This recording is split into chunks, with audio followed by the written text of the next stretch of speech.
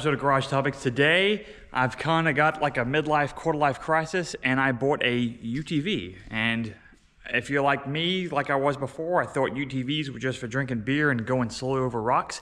That's not the case, especially with this bad boy. 2019 YXZ1000r SS. That's a lot of numbers and letters. If you're new to the channel, I really appreciate you guys watching, and feel free to subscribe if you like this video and all the other stuff we got going on in the garage here. This is my new to me 2019 YXZ1000r SS. You may be asking, why did I get this? Well, I've got a trip coming up with a buddy Nathan in West Virginia, where it's like Hatfield-McCoy trails. There's thousands of miles of trails, both slow technical stuff and fast high-paced speed. I'm really looking forward to that, and I've kind of wanted to always scratch the itch of owning one of these things, but I wanted this type of model specifically, and I'll show you why. The big difference about this model specifically and why I wanted it was its transmission. It has a gearbox in it, unlike most side-by-side UTVs that have a CVT, like automatic type transmission that runs on a belt. This thing you can bang gears in, and that's incredibly cool, and it makes it for an awesome experience. I've only driven around the neighborhood since I've had it, which is kind of sad and needs to change soon, but just doing that, banging gears, it's a lot of fun. I specifically got the sport shift model, which what that means is that there's no clutch pedal, but there is a clutch going on. You got these hand pedals here that will bang up and bang down a gear, and what that's doing is it's banging the clutch and the gear at the same time.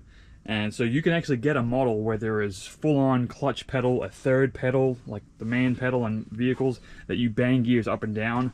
I heard those are a ton of fun, and I'd like to experience one of those soon, but I figured for now I want to try this one first in case we want to get crazy with it. Specifically, it's a 2019. It's got like 850 miles in it, which is relatively low. Previous owner took really good care of it. I'm going to try and not to do anything crazy with it, but it's kind of begging for it. It's an incredible machine. It's basically factory for the most part. The only aftermarket mods it has is a 4-point harness, which is a lot nicer than the stock seatbelt.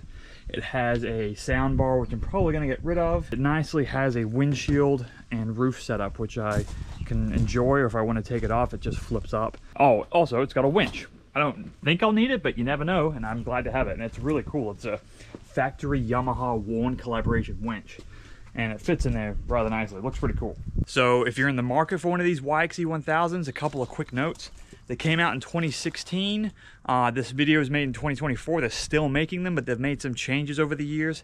2016, 2017, 2018, they were the first iterations. They had a radiator in the front. They had a slightly different gear ratio in the gearbox, and the brakes were a little bit different sized. And I think some of the engine internals weren't as beefy, but other than that, they're pretty much identical. And those units have been lower than these 2019 pluses, but honestly, if you get a good deal on one of those, I'd send it all day. But I specifically wanted a 2019. I waited for a deal, and I found one. I'm pretty happy about it.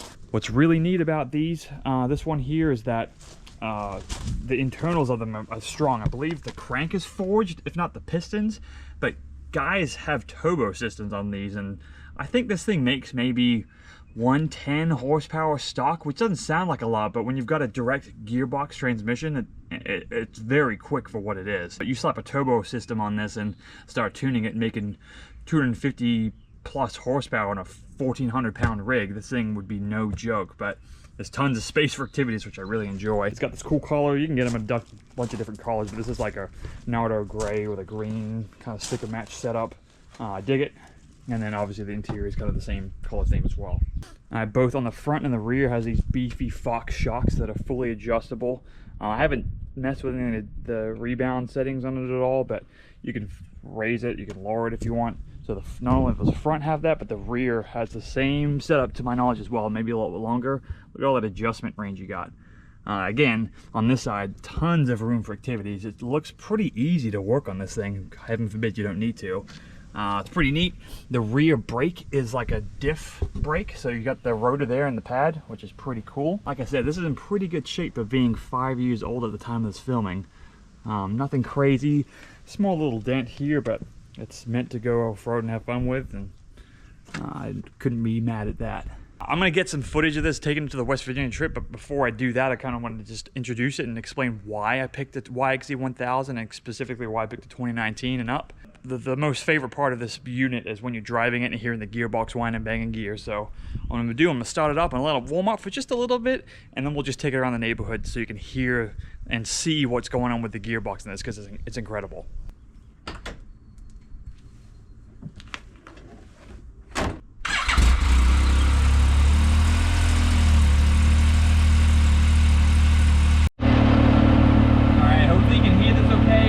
The whole point of this is so you can hear the engine and the gearbox. I'm hoping that you can hear the whine.